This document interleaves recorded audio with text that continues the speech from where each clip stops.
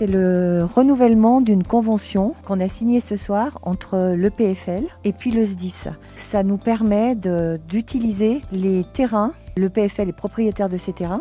Ils sont destinés à la démolition. Et bien, entre-temps, donc les pompiers peuvent les utiliser pour faire des manœuvres, des exercices.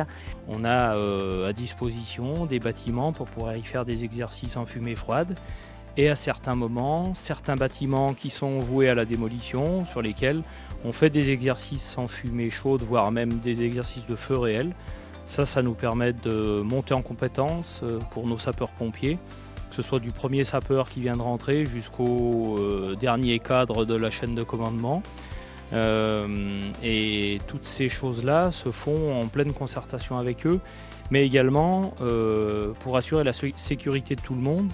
Et notamment, pendant les phases de déconstruction, on fait attention à ce que le désamiantage soit effectué pour que derrière, nous, on puisse intervenir, mais aussi les entreprises qui font la démolition n'aient pas de contraintes supplémentaires. Une signature qui s'inscrit dans les missions de l'EPFL, puisque on porte pour les collectivités territoriales à la fois des tènements fonciers pour leur permettre d'investir, logement, l'activité économique, friches, etc. Mais préalablement, pour un certain nombre de tènements, il y a des démolitions à prévoir, de la sécurisation à faire.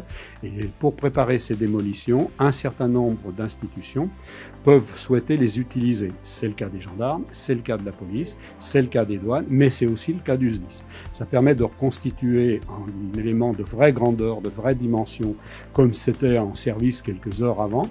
Une fois que c'est dépollué, une fois que c'est assaini, des possibilités d'utiliser les flux, les circuits, les vraies hauteurs, les fenêtres, les risques, et donc de mettre les hommes en conditions d'intervention réelles sur des terrains de jeu qui sont en dimension qu'on rencontre dans la vie courante.